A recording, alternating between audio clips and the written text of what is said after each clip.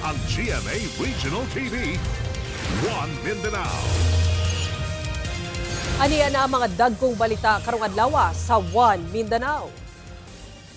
20 ug 21 anyos nga magsuong lalaki patay human gimartilyo sa ilang amahan sa Hingoog City. Suspect giingong kinaiya na ang pagkulata sa mga biktima ug asawa panahon nga mahubog. Davao City 1st District Representative Paulo Duterte mibuelta sa mga mibatiko sa biyahe niya abroad.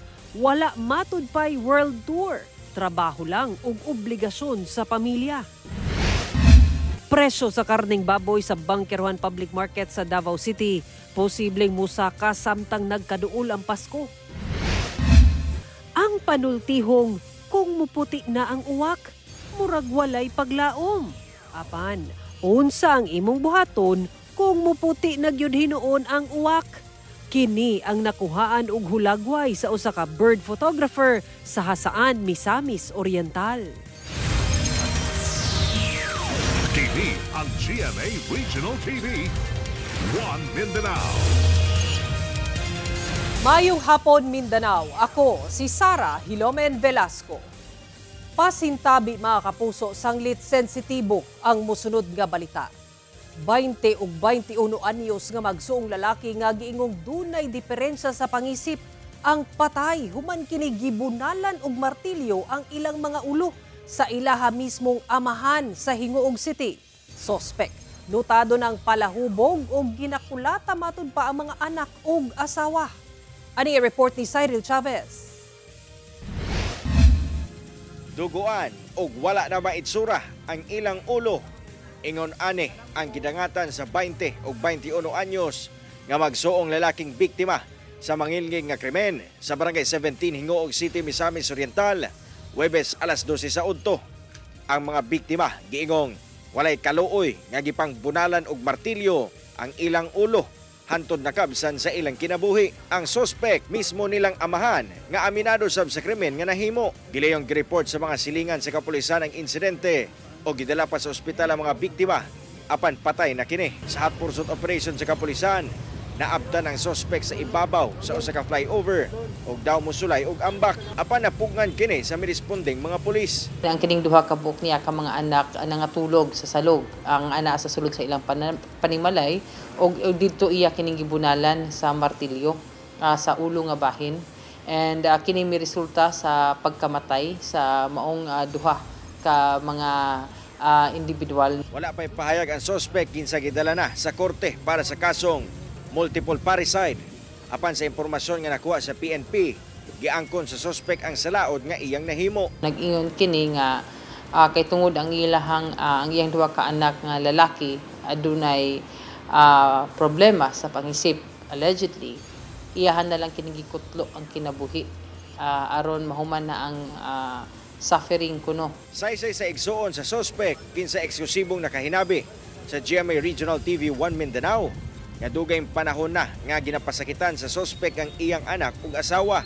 Gani usa sa ilang gitumbok na hinungdan nga nawad-an sa maayong pangisip ang duha ka mga anak nga iyang napatay gumikan sa pagsigi og kulata niini. Bisan ang igsuon sa suspect ang nakatilaw sab og kulata ni adtong bata pa sila panahon nga makainom kini. Wala ko kasabot gyud sir, sa tinuod lang kay wala man na si problema sa iyang mga anak, kay na problema na kanang iyang mga pamilya o iyang asawa mo yung kaatiman dana sa iyang mga anak. Wala man na siya ginabuhat kada adlaw ra siya mag-inom, panghatag ra sa perwisyo, problema sa amo ang mga manghod, mga igsuon. Desididong mupasaka og kaso ang nahibiling banay sa mga biktima batok suspect. Nakahaya na sab ang mga biktima karon apan nagpabiling problema sa banay ang pagpahiluna kanila. Kana emotionally and financially challenge yun mi karon sir kay duha ba pud ba na actually ang mga munaking lawas dito sa wala magikabulak-bulak gani sir. Alang sa mga buot motabang sa pagpahiluna sa mga biktima, mamahimo nga makontak sila pinaagi sa mga numero sa inyong TV screen. Kauban si Jaybert Paira, Cyril Chavez, One Mindanao. May pagawas og pahayag si Davao City 1st District Representative Paulo Duterte kalabot sa mga mibatikos sa iyang biyahe abroad. Atong saro ng detalye niini sa live report ni Argil Relator. Argil. Sara mihangi og travel clearance ngadto sa House Speaker alang siyang biyahe abroad. Si Davao City 1st District Congressman Paulo Duterte di nakalista ang 17 ka mga nasod sulod sa duha ka bulan. Gibatikos kini siya ang mga kritiko apan pagpaklaro ni Congressman Pulong nga misubay lamang siya o misunod siya sa standard procedure. Walay world tour, trabaho lang, obligasyon sa pamilya o parayon nga serbisyo. Kini ang pagpaklaro ni Davao City 1st District Representative Paulo Duterte. Human nigula ang mga komento sa pipila ka mga personalidad nga daw mag-world tour si Congressman Pulong. Well, ano ba siya? Tinatawan ng distrito, Miss Universe. Well, kaduda-duda rin ang timing ng request dahil ito yung panahon na inaanyayahan siya ng ICI na sumagot ng ilang katanungan. Migula man god ang dokumento online nga nakalatid ang pagpangayo ni Congressman Pulong og travel clearance sa liderato sa House of Representatives sa iyang biyahe abroad. Duha ka bulan gikan December 15 karong tuiga hangtod February 20, 2026 sa 17 ka mga nasod lakip ang the Netherlands kung asa nahimutang karon ang iyang amahang si kanhi Presidente Rodrigo Duterte. Sa sulat, gisiguro niya nga ang gasto sa biyahe abroad kay gikan sa iyang personal nga pondo. Dugang ni Congressman Pulong, tanang biyahe niya dunay official travel clearance gikan sa House of Representatives. Normal practice matud pa sa gobyerno nga i-appeal ang tanang posibleng stopovers o transit countries sa travel authority aron kung mausab man ang ruta of flight, dili na magka-issue sa papel.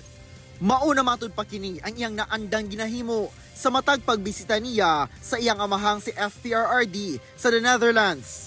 Misunod lang matud pa siya sa standard procedure. Dili matud pa ma-distract si Congressman Pulong sa political noise ug abiso niya sa mga Davaoenyo. Dili magpailad sa mga kontra, sanglit dili matud pa sila kasagang sa ilang flood control ug DSWD corruption. Sara daan ang gisulti sa pamilya Duterte nga magpuli-puli sila sa pagbisita kay FPRRD dito sa The Hague sa Netherlands. Sara. Okay, dagang salamat, Argil Relator. Atong sayro ng dugang pang mga balita sa Mindanao, makauban nato si James Paulo Yap live sa Cagayan de Oro City. James? Salamat, Sara. Nagpabilin pa ang presyo sa karning baboy sa Baguerohan Public Market sa Davao City karon. Apan posibleng muusbaw kini sugod sunod semana samtang nagkaduol ang Pasko. Atong sayron sa report ni John D. Esteban.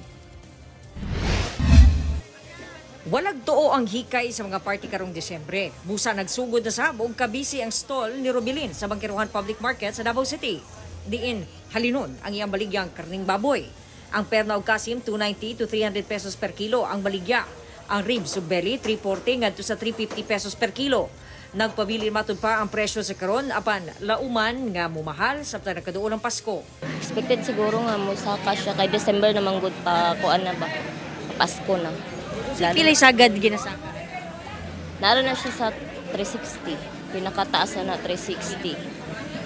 Ang belly ana mamdagan nagkuan 400. Sumara sa Department of Agriculture Region 11, paigo ang supply sa karning baboy. Sufficient pa ang supply. Siguro pag mga later part, siguro mag-insipin na to later part of this year, kaya daghan naman mag-order og mga leksyon ng mga parties, basin nalapoy pagsibog, anak po. Hinuon taliwala sa gilaumang pagsaka sa presyo, ibasi gihapon kini sa Suggested Retail Price o SRP, aron malikayan ang pagpasulabi sa presyo o pagpanikas. Sa mga maninda, di na nato siya kanang win-win lang ba? Di lang talang katataasan kaya ang presyo po. Kauban, si Bebot Kahe sa kamera, John D. Esteban, One Mindanao.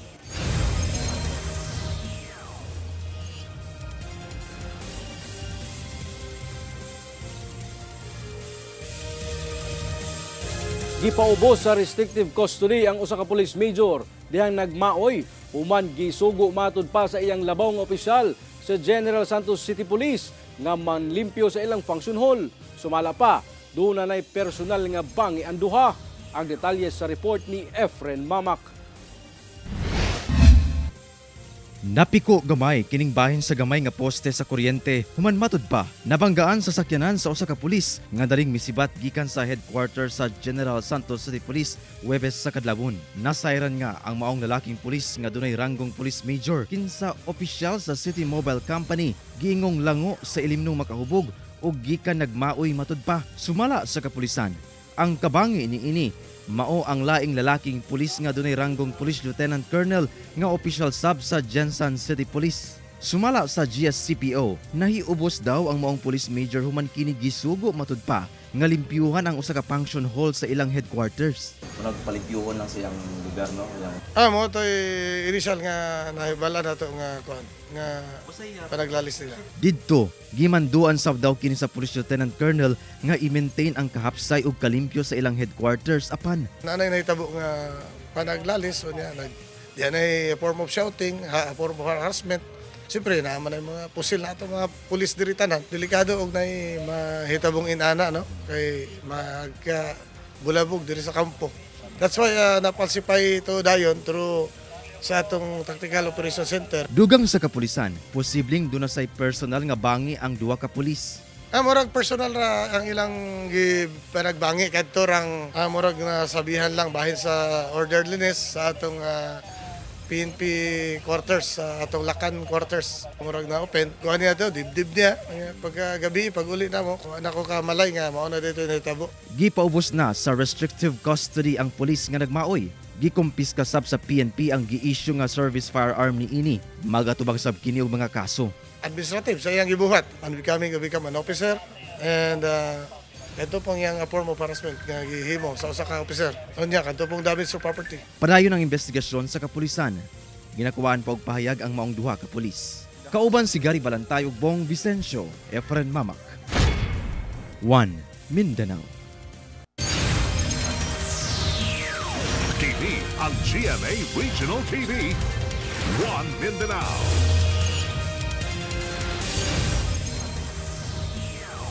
Karong naka-heightened alert ang tibuok Northern Mindanao. Walay gitugutan nga personahe sa Police Regional Office 10 nga mag-leave of absence. Sumala ni Acting Regional Director Police Brigadier General Christopher Abrahano nga kinahanglan ang complete accounting sa mga personahe sa mga city police stations, municipal police stations o mga support unit sa kapulisan ubos sa Police Regional Office 10 karong holiday season. Sumala ni Police Major Joan Navarro, ang spokesperson sa Pro 10, nga kanselado ang leave of absence sa tanang personahe sa Pro 10 karong nagkaduol na ang Kapaskuhan. Dugang niini nga mas pakusgan pa sa kapulisan ang ilang presensya sa mga places of convergence sama sa simbahan, malls ug mga terminals. Hinuon dili na matud pa kini bag-o kanilang mga pulis tungod matag tuig ginapaubos gyud sa high alert status ang tibuok nasod matag holiday season. Good news sa mga motorista kay gilauman ang rollback sa presyo sa mga produktong petrolyo sunod semana. Sumala sa Oil Industry Management Bureau sa Department of Energy, base sa 4-day trading, posibleng muubos og 30 centavos kada litro ang presyo sa gasolina, 60 centavos sa kada litro sa diesel ug 65 centavos sa kada litro sa kerosene. Ang pagkunhod sa presyo sa lana epekto sa Russia-Ukraine peace talks ug pag-ubos sa presyo sa krudo human gibalik sa Iraq ang ilang produksyon sa usa nila ka oil field. Mamahimo pa kini mausab base sa resulta sa trading karong adlaw. Matag adlawng Martes sa sunod semana ipatuman ang pinal nga oil price adjustment.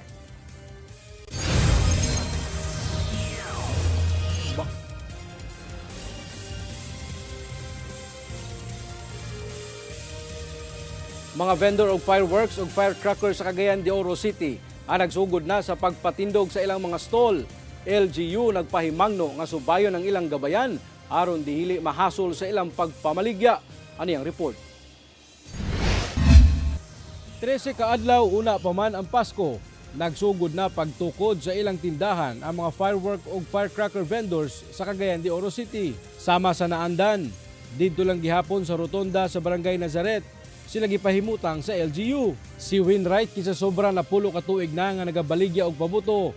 Gisiguro gid niya nga bag-o ang mga materyales nga iyang gigamit sa iyang tindahan ug mga fireproof na kini aron masubay sab sa gabayan sa gitakda sa LGU ug BFP. para safety sa ang amo pong customer safety po. Wala na tong mga kahoy trapal nga mo idingding bawal na to. Ngano daw?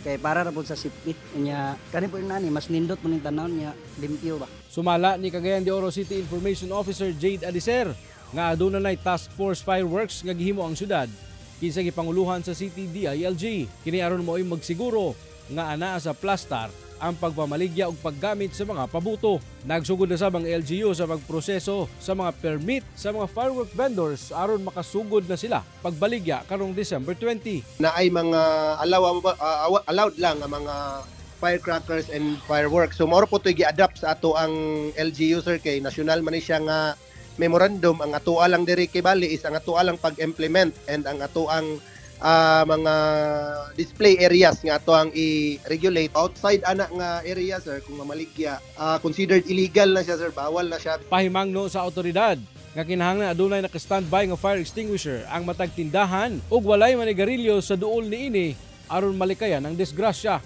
Kauban si Makoy Sempron, James Paulo Yap, 1 Mindanao. Nakalutan sa pipila ka residente ang usa ka vintage bomb sa Barangay 76-A Davao City.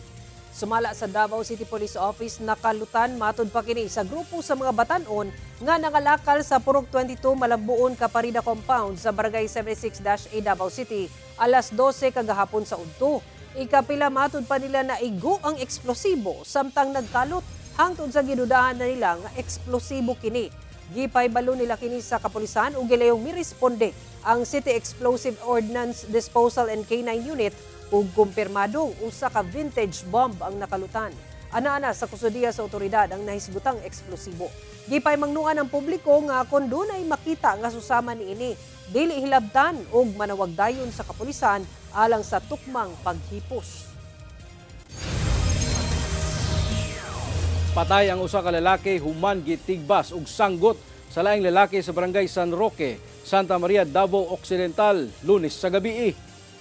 Sa impormasyon nga nakuha sa GMA Super Radio Davao, sumala ni Police Captain John Raywan Abadia ang OIC sa Santa Maria Municipal Police nga nagtan-aw og programa ang 34 anyos nga biktima sa usa ka kalingawan duol sa Barangay Hall dihang kalit kining giduol ug gidunggab sa 26 anyos nga suspect sa liog gamit ang sanggot. Gidala pa sa ospital ang biktima apan gideklarang dead on arrival. Misibat pa ang suspect ug nagtago apan nadakpan gihapon sa kapulisan. Sumala sa kapulisan, posibleng dumot ang motibo sa krimen. Sanglit, unang nahitabo ang pagpanigbas, gisumbag sa biktima ang suspect ug gituuhang mibalos ang suspitsado. Nagpabilin sa kustodiya sa Santa Maria Municipal Police Station ang suspect nga nag-atubang na sa kasong murder. Wala na kini mihatag og pahayag. Ginasulayan pang makuhaan og pahayag ang pamilya sa biktima. Siyam ka grupo gikan sa nagkadayang tunghaan sa Cagayan de Oro City ang nagpakita sa ilang kahanas ug talento atol sa marching band competition subay sa mga aktibidad sa Pasko de Oro 2025. Atong silipon sa report ni Cyril Chavez. Mabulukong costumes, inubanan pa sa mga nagkadaiyang dance moves, samtang gabaklay sa mga kadalanan sa Cagayan de Oro City, ingon ani kabibo o kasadya ang baguhay lang natapos nga marching band competition sa Cagayan de Oro City. Subay sa selebrasyon sa Pasko de Oro 2025, siyam ka contingents nga gikan pa sa mga nagkadaiyang tunghaan sa dakbayan ang miapil sa mong aktibidad ug nagpakita sa ilang kahanas isip mga banda. Matod sa LGU, nga ilagyod gipaningkamutan nga mahinayon ang marching band competition karong tuiga aron mapabati sa publiko ang Kapaskuhan. Makita man gyud nato how passionate ang atong tanan nga mga contenders ug ang entertainment pod nga gihatag ni ani dili lang sa mga ginikanan nga naguna pagmarcha sa ilang mga anak kundi sa tanan gayud karon nga nagsudong nila. Full support kining si Nanay Julieta sa iyang apo kinsa lakip sa mga partisipante sa Makabalan Elementary School. Sa kamaayo nga event nga ang mga parents, ang mga estudyante ni ayo daghan pa kaayo. Kadlawon pa gamata nami. Support jud mi sa tanan buluton. Nahimong kampyon ang Lumbia Central School Drum and Lyre Corps nga nag-uli og premyo nga 60,000 pesos human nakuha sab nila ang Best in Musicality Award. Kauban si Roland Cañas, Cyril Chavez. 1 Mindanao. TV ang GMA Regional TV. 1 Mindanao. Padayon ang public consultation sa Bangsamoro Transition Authority kon BTA alang sa bagong parliamentary district sa BARM. Ani ang report ni Cyril Chavez. Sunod-sunod nga public consultation ang gihimo sa Bangsamoro Transition Authority sa Cotabato City, Marawi City ug nakatakda sab sa Maguindanao del Norte aron hisgutan ang pagmugna og mga bagong parliamentary district sa BARM. Gipangunahan ni Deputy Speaker Attorney Aminuddin Sumagayan ang public consultation sa Marawi City. Dinigisgutan ang presentasyon sa BTA Bills 403, 407, 408, 411, 415 o 416 nga naglaraw nga ayuhon ang apportionment sa district representative seats sa rehiyon. Sa mga panagpulong, nagpadayag sa ilang tagsa-tagsa ka mga reaksyon ang mga stakeholders o sa naisgutan ang pagbabag nga ibuwag sa lain-laing distrito ang lungsod sa Kapay ug Taguluan 2. Labi pa nga aduna na kini Supreme Court ruling kaniadto pa. Hinihingi po namin sa BTA na irespeto at pangalagaan po natin ang matibay na bigkis na nagtatali sa aming dalawang bayan. Huwag natin hayaang sirain ang aming kasaysayan. We ask the BTA for the welfare of the Kapay and Taguluan. Let us respect and safeguard the strong tie that binds our two municipalities. And let us not destroy a part of the Bangsamoro history. Gihagit sab sa mga kabatan-unan nga paspasan na ang redistricting o ang paglatag sa episyente nga panggobyerno. Ang paulit-ulit na delay sa redistricting ay hindi basta inconvenience. Frustration na po ito. Lalo na para sa kabataang Bangsamoro na umaasa sa isang mas transparent, mas responsive at fairly represented na gobyerno. Nagpadala sab og position paper ang lungsod sa Taraka nga sakop sa Lanao del Sur. Mr. Presiding Officer, let us maintain professionalism and uphold adapt in all our discussions, for these are all proposals open for sincere deliberation. Sa katapusan, gisaad ni Deputy Speaker Sumagayan nga ilang tapukon ang mga gipadayag sa matag representante nga miapil sa diskusyon o konsiderahon kini. Target nila nga matapos kini una pa ang holiday break karong bulan sa Disyembre. Lahat ng mga bills na yon that will be consolidated. So eventually magka-come up tayo into one bill na we will consider all the inputs na binigay dito sa public consultation. Ipasalig sab ni Sumagayan nga mahinayon ang BARM parliamentary elections human nila mapasa ang redistricting bill og 120 days preparation period sa COMELEC. Sunod bisitahon sa public consultation ang Sultan Kudarat, Maguindanao del Norte. Cyril Chavez, 1 Mindanao. Kapin 800 ka mga senior citizen nga gilangkuban sa 5 ka centenarian sa General Santos City ang nakadawat og cash gift ubos sa Expanded Centenarians Act. Gikalipay ni mga senior citizen ang daw sayo nga pinaskuhan human makadawat og cash gift aton sa gipaygayong cash gift distribution sa National Commission of Senior Citizens Region 12 sa usa ka mall sa General Santos City adlong Miyerkules. Matod sa NCSC Region 12, nasa 809 ka mga senior citizen nga dunay edad nga 80, 85 ug 90 ang nakadawat og 10,000 pesos, samtang tag 100,000 pesos sab ang nadawat sa 5 ka mga senior citizen nga nag-edad og 100 years old nga girepresenta sa ilang kabanay. Gikalipay sa mga benepisyaryo ang maong cash gift nga subay sa Republic Act 11982 o Expanded Centenarians Act. Muna 15,000 pangitunan. Balit sudan, balit bugas. Talipay ko, kay ramdam gyud daw nila nga naa gyud daw ang gobyerno nga wala gyud daw sila gipasagdan. This Sunday na ang finale sa The Voice Kids Philippines. Magtigi sa final vocal showdown si Sofia Maliares sa Project Z by Coach Zach Tabudlo. Yana Gupio sa Team Believe ni Coach Billy Crawford. Marian Ansay sa Jules Squad ni Coach Julie Ann San Jose. Ug Gianni Sarita sa benkada nila Coach Miguel ug Paulo sa Ben and Ben. Usa kanila ang mahimong The Voice Kids Champion. Busa atangan nato kana sa Domingo, 7 p.m. dinhi sa GMA. Hosted by Kapuso Primetime King, Dingdong Dantes. Mga Kapuso, 13 kaadlaw na lang. Pasko na. Og mao kato ang mga ulahing balita sa Mindanao karong adlaw. Mamahimo ninyo kini makita pag-usapin agi sa pagbisita sa official website sa GMA Regional TV o bisitaha ang among official YouTube channel o i-click ang subscribe button para sa pinakaulahing balita. Daghang salamat sa atong mga kapuso sa Mindanao nga nagalantaw kanamog sa atong mga kapuso abroad. Padayon lang sa pagtutok sa mga lokal nga balita matag adlaw tungod sa GMA Regional TV, Local News Matters. Kami ang GMA Regional TV 1 Mindanao. Tibok persa para sa mas dakong misyon o mas halapad nga pagserbisyo sa nasod. Happy weekend mga kapuso ug mag-amping kita kanunay.